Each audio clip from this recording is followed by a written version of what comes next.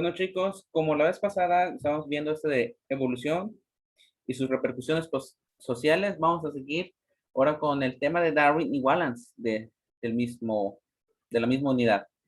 Bueno, ¿qué podemos decir de Darwin y Wallace? Primero vamos a hablar de Darwin, que es un naturalista británico. Imagino que habrán escuchado sobre el término Islas Galápagos, teoría de la evolución o Charles Darwin como tal. Es que fue un gran naturista y lo vimos en el inicio también del tema, la vez pasada. Ahora vamos a hablar de su otra contraparte, que es Arthur Tusset Wallace, que es el padre de la biogeografía. Nos dice Wallace en su libro sobre la tendencia de las variedades a diferenciarse del tipo original, que está basado en sus investigaciones en América del Sur y el archipiélago malayo, junto con Darwin. Pero aquí hay que tener en cuenta de que Darwin y Wallace, a pesar de ser contemporáneos como tal, sus trabajos fueron muy distintos desde distintos puntos de vista, ya que Darwin estaba en las Islas Galápagos y Wallace en América del Sur y el archipiélago himalayo.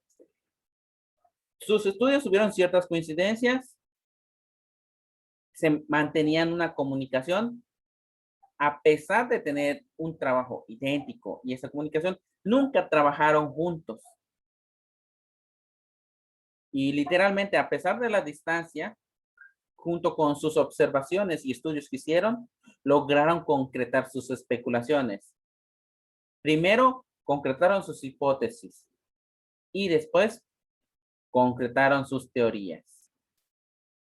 Mayormente cuando se trata de una hipótesis se menciona de que qué es lo que se trata o qué es lo que uno espera en realidad. Algo a lejanía. Y las teorías es ya algo concreto basado en sus estudios, observaciones y en todo el material que se ha utilizado tanto de Darwin como Wallace para concretar cada una de sus teorías.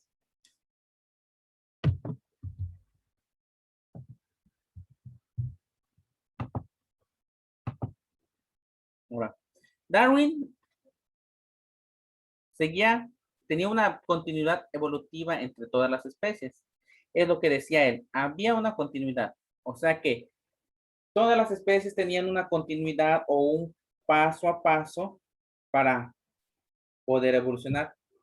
Defendió que las facultades superiores humanas eran resultados de la selección natural, o sea, el origen del hombre. Wallace, por su parte, era más estricto, era panseleccionista o sus teorías eran mayormente panseleccionismos. Le llevaban a considerar a las variaciones aleatorias y a la selección natural como la única fuerza de la evolución biológica.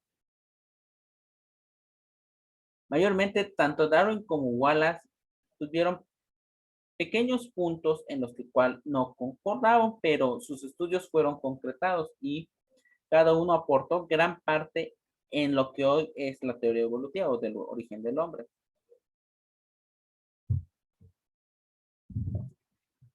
Podemos mencionar que tanto Darwin y Wallace fueron grandes padres de la teoría evolutiva.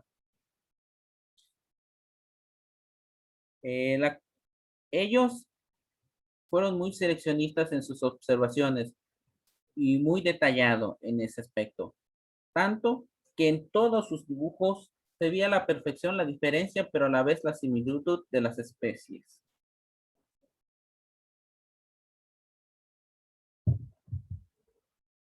Estos dos postularon tres principios.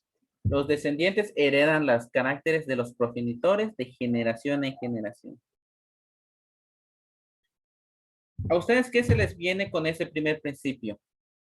Heredan los caracteres de los progenitores generación tras generación.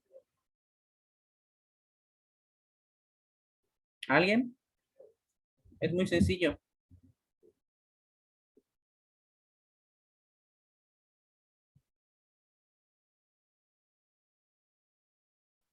Bueno, hagamos de cuenta que en la familia de ustedes alguien nació con ojos azules, la abuela en ese entonces, o la tatarabuela, pero la primera generación, ninguno de sus hijos tuvo ojos azules.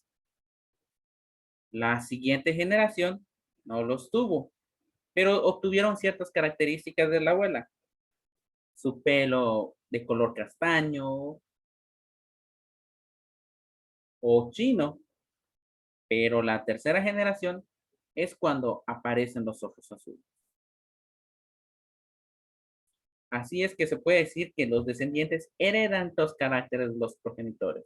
En este caso, si la abuela tuviera ese de pelo chino o pelo castaño, tanto los hijos como las hijas, si en este caso tuviera un uno y uno o la pareja, podría tanto la hija heredar el cabello chino o el otro, el hijo, podría heredar las características, ya no sean de la madre, sino del padre, y posteriormente se seguirían. También se podría decir lo mismo de los ojos azules, que podría heredar tanto la primera generación o saltarse una generación y irse a una tercera o cuarta generación.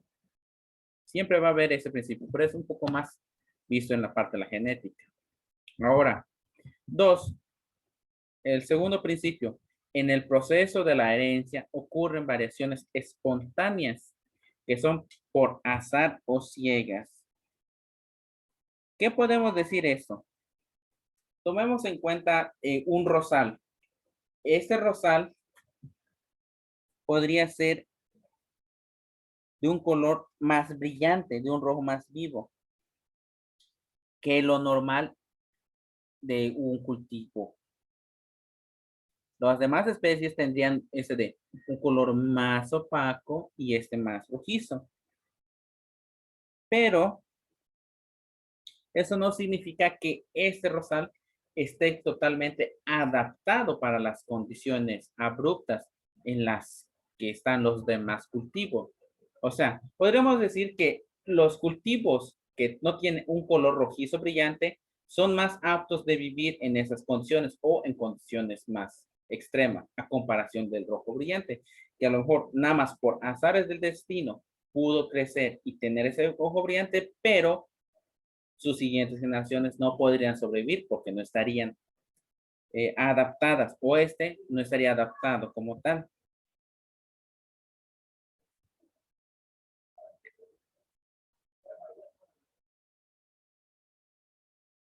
Y podría ser contradictorio también que este podría tener más adaptabilidad, mejores condiciones que las demás y que por ese motivo desarrolló un mejor color rojo brillante. Ahora, el tercer postulado nos menciona, existe una reproducción diferenciada en los individuos de una población. Esto nos menciona que cada individuo de una población o de una misma se reproduce con un éxito. Algunos dejan más descendientes, otros no dejan descendientes como tal. Se podría decir que de una tendrían dos gatas, dos gatos domésticos hembras, de las cuales, y estos tomen en cuenta que estas gatas hembras vienen de la misma madre. Una se embaraza y nacen 5 gatitos, pero la otra, su hermana, nada más obtiene 3 gatitos o 2 gatitos como tal.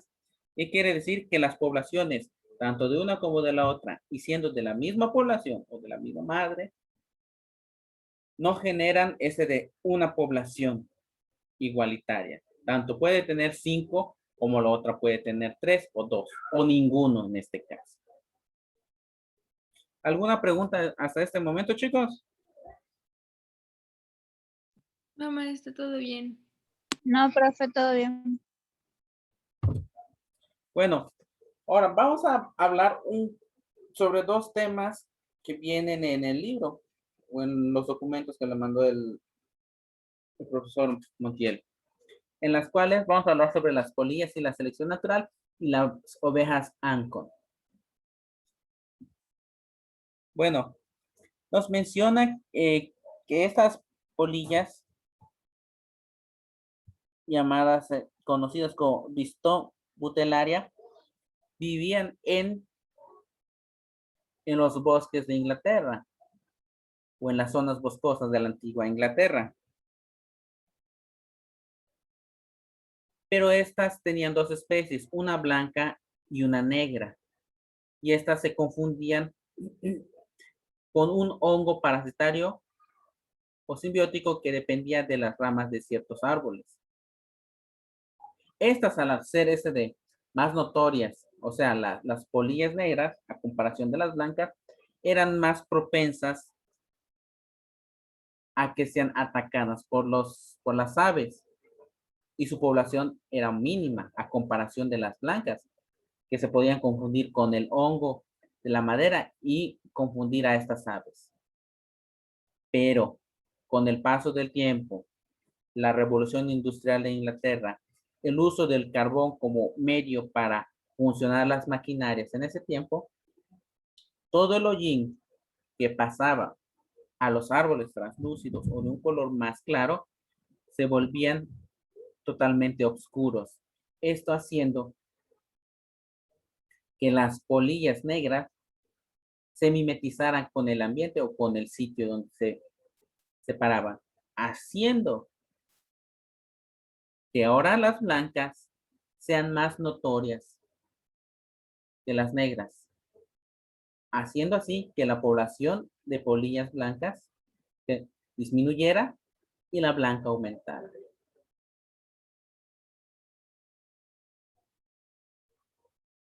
¿Ustedes qué creen? ¿Fue casualidad o destino o fue parte de una evolución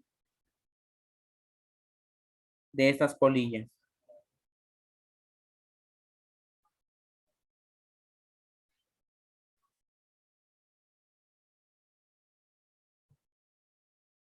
¿Ustedes qué piensan, chicos?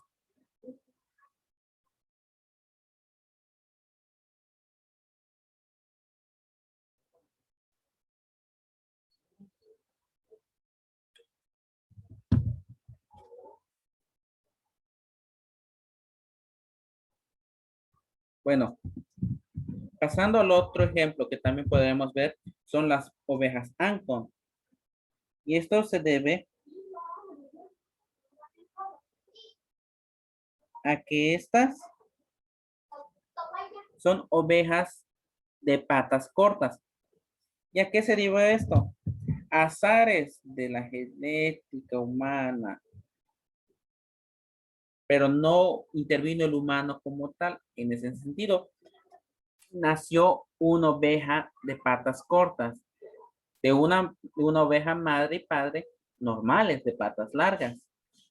Al haber esto, el granjero, él pensó en que si reproducía a este tipo de oveja de pata corta, ahorraría una cantidad extensa en nivel de las bardas que él utilizaba y gastaría menos en estas. Por lo cual, por medio de otra oveja normal, hizo que se reproducieran una normal con la oveja corta para ver qué podría hacer, pensando de que si nacieran más ovejas, reduciría mis costos en una barda. Y el resultado fue lo siguiente. Nacieron 2 ovejas de patas cortas y 2 ovejas de patas largas. Y sí funcionó y lo prosiguió haciendo hasta que tuvo un gran número de ovejas. Y aquí es donde la selección fue hecha por el hombre, donde el hombre tuvo que intervenir para que se siguiera una reproducción de este tipo de razas, una cruza de estas 2 ovejas. Y a partir de ahí obtuvo de un rebaño de patas cortas, que se conocen como Ancon.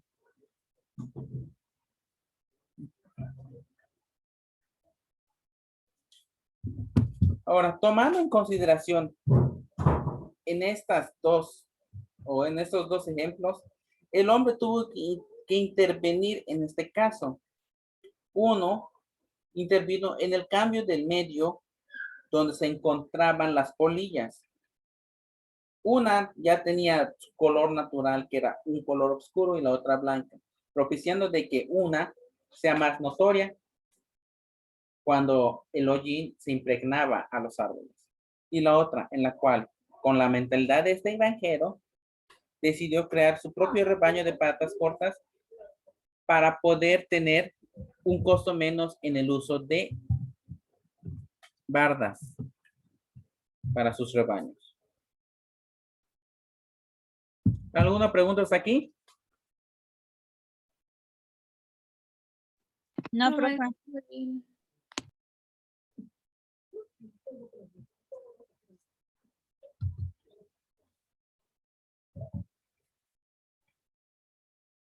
Ahora vamos a ver sobre que dentro de una población de organismos de la misma especie existen variaciones, variabilidad genética. Este ejemplo lo vemos en las especies domésticas. Volvemos al ejemplo de los gatos. Un gato siamés que se puede cruzar directamente con un gato de otra raza o no siamés, pueden hacer tanto gatitos siameses como no siameses y podría variar el color del pelaje. Unos podrían tener el color del pelaje de un siamés y el otro de un color arrayado, amarillo, etcétera.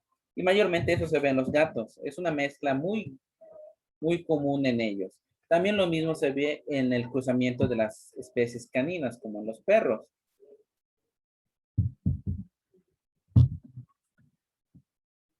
Y es aquí a veces donde, en este caso, a veces el hombre no interviene porque ya son cuestiones de aspectos de animales como tal, o de las especies como tal. Uno se van adaptando a las condiciones en las que uno vive. Y lo mismo sucede también en los seres humanos. Las variaciones genéticas son muy distintas, a pesar de pertenecer a una misma especie. A veces uno se sorprende de que a veces en una familia de europeos nazcan, a veces morenitos, todo. Y eso se puede ver a variaciones genéticas muy, pero muy raras. Lo mismo sucede con ciertas enfermedades que de una persona de 1.000.000 por una alteración genética variaría. Pero en este caso, en el ejemplo de las especies domésticas, la variación viene siendo tanto del color de los ojos, el pelaje o la estructura de todo su cuerpo. Patas cortas, patas largas, una cola más pronunciada, una cola chica, orejas caídas, etcétera. Ahora,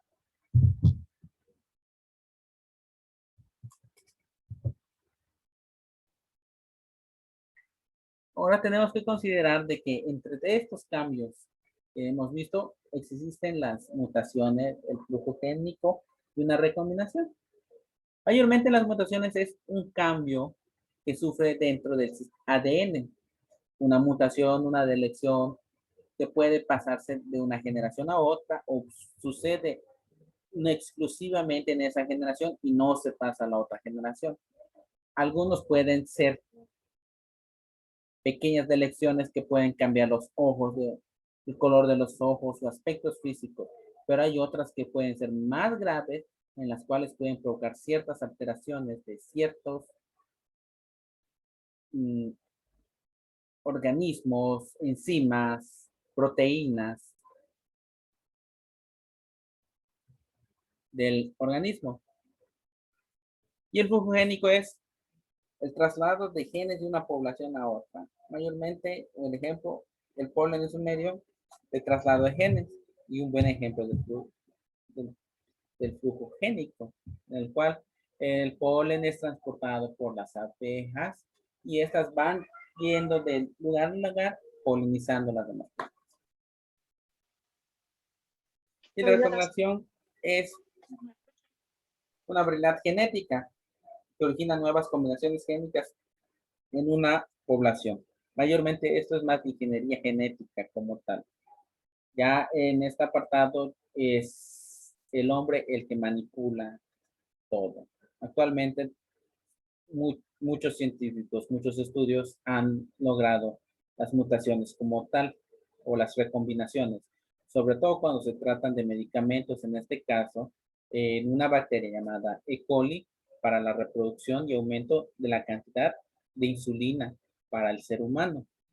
Una recombinación de una parte del ADN o el ARN, tanto mensajero de la bacteria como del ARN de la molécula o proteína de la insulina. ¿Alguna pregunta sobre estas definiciones, chicos? No, maestro, todo bien. Ahora vamos a hablar sobre biodiversidad y evolución. En un texto dentro de los documentos que se mandaron, está el apartado de las ardillas invaden la ciudad, que nos dice, en los últimos años se ha visto una gran cantidad de ardillas deambulando por las calles de la Ciudad de México. ¿Ustedes qué creen que se deba a esto, chicos?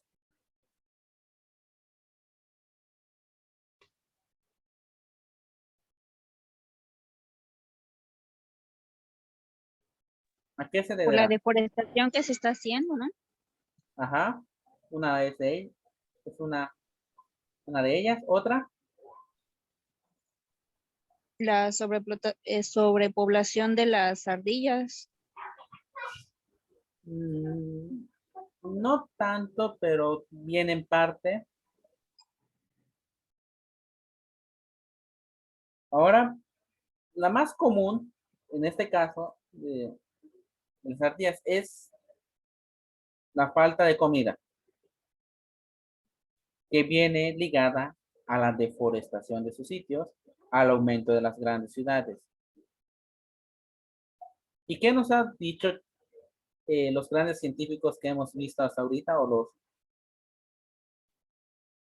qué le sucedieron a esas ardillas como tal para invadir la Ciudad de México?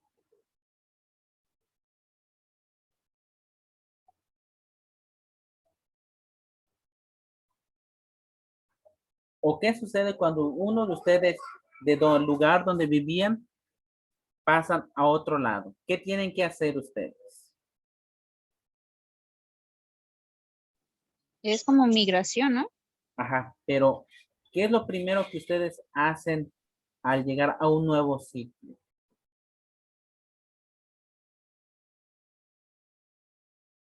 Ustedes ya están acostumbrados a un sitio como tal. Adaptarse. Correcto.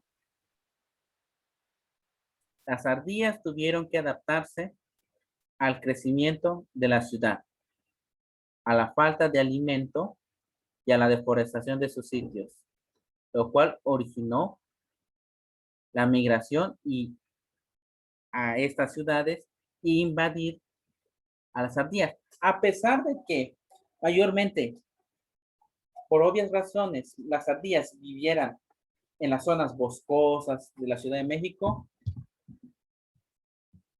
o nada más en Chapultepec, en el bosque como tal, la población de las ardillas fue creciendo y creciendo y su hábitat ya se veía disminuido.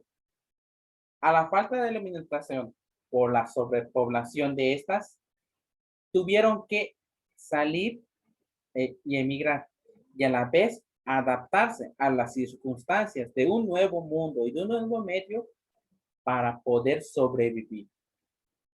En ese sentido, hubo una evolución y una adaptación.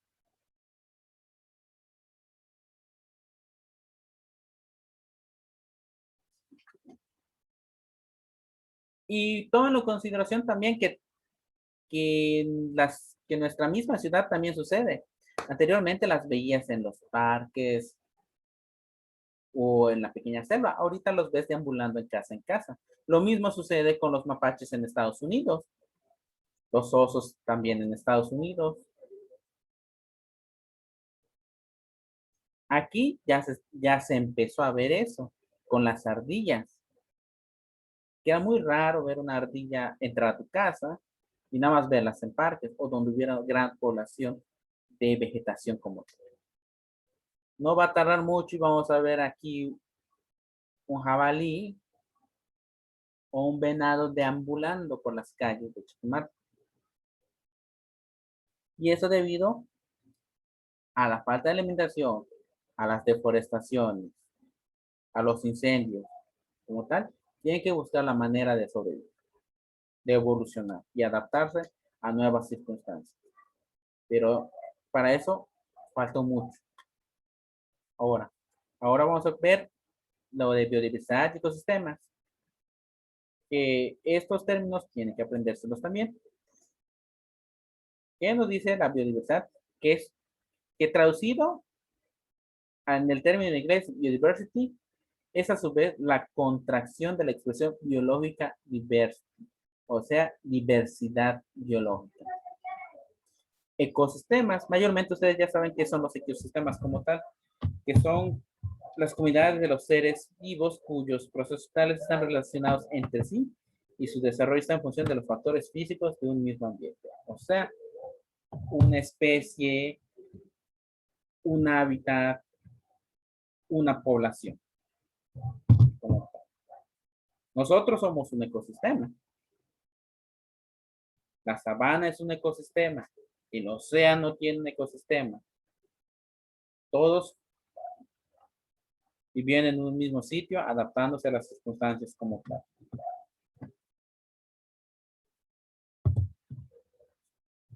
Vamos a ver ahora la teoría sintética. Darwin nos menciona, o se menciona, que Darwin trabajó arduamente en dos ideas importantes del evolución: la descendencia con modificaciones y la selección natural. En la descendencia con modificaciones es mayormente el cambio que se va dando paulatinamente.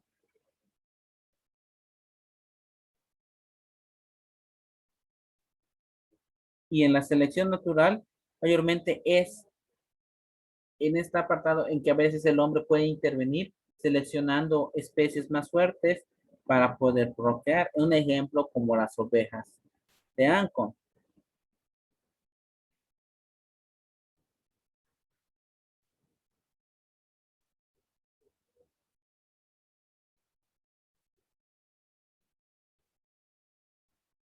Mayormente ese de Darwin no pudo comprender muchas modificaciones con respecto a la ascendencia y de los ancestros en común como tal. Faltaba mucho para que Darwin comprendiera eso y viera que estos procesos evolutivos estaban relacionados como tal. En este apartado también hay que mencionar sobre el término de la biología, la cual es una ciencia que estudia la formación y el desarrollo de los embriones de los seres vivos. Darwin también desconocía las investigaciones acerca de la herencia, y mayormente esto era aporte del monje Gregor Johann Mendel. Literalmente, Darwin no veía más una relación de un antepasado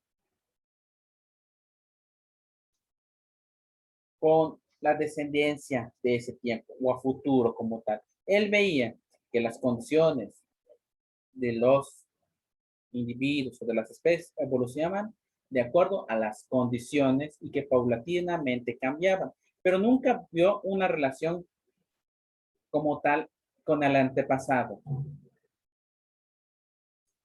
Y en la selección natural, mayormente él mencionaba que el más fuerte era el que debería vivir con respecto al medio o al entorno en el que se encontraba.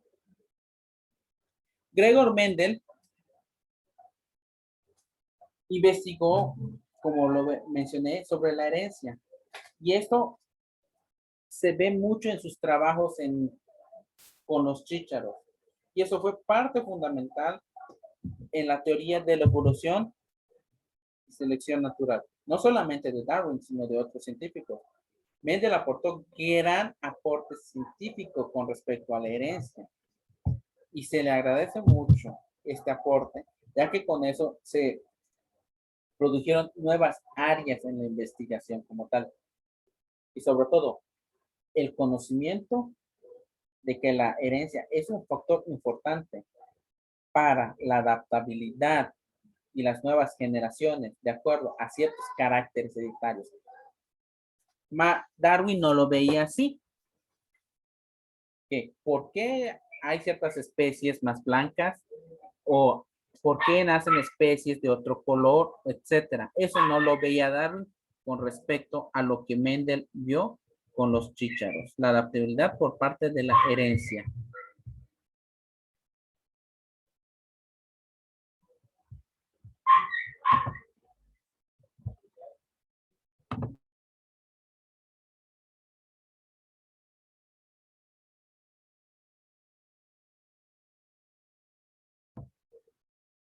Ahora, Darwin había un gran campo de investigación para los científicos junto con las leyes de la herencia postuladas por Mendel.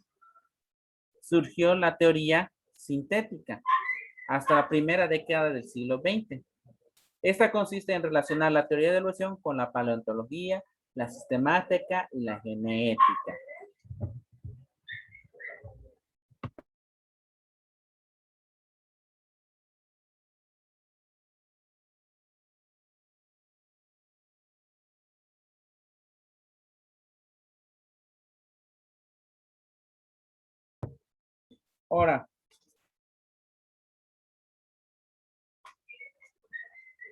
Ahora, dentro de los genetistas más principales y representantes, podemos encontrar a Tadeusz Dobzhansky, Ernest May, George G. Simpson, Julian Leonard Stevens y Julian Huxley.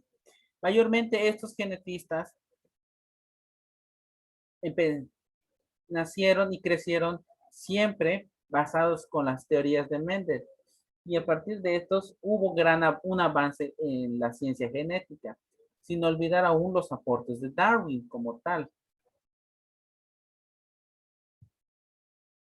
Darwin, al fin y al cabo, pudo resolver varios enigmas con las teorías y estudios que Mendel sugirió o dio a conocer. Más adelante vamos a ver los estudios de Mendel como tal. ¿Alguna pregunta hasta aquí, chicos?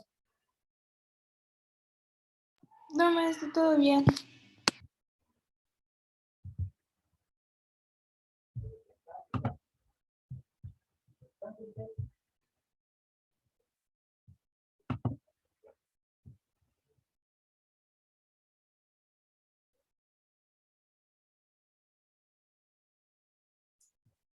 Bueno, mayormente también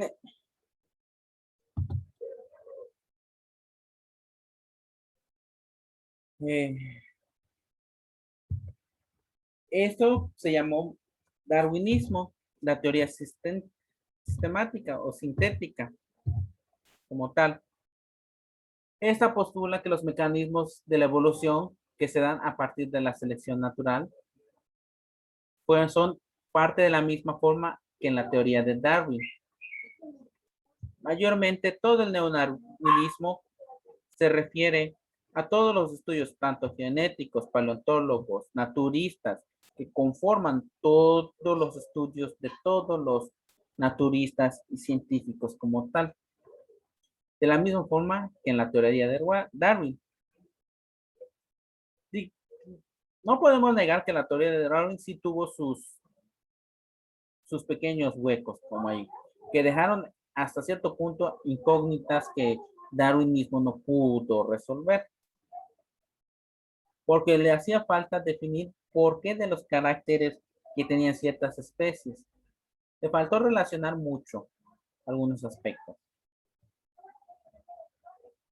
Ahora, también nos mencionan 3 puntos. 1. Los organismos experimentan mutaciones o cambios aleatorios en su estructura. Un ejemplo es la polidactilia. La polidactilia mayormente es una malformación o la aparición de un dedo más en una de las extremidades, en las manos o en los pies.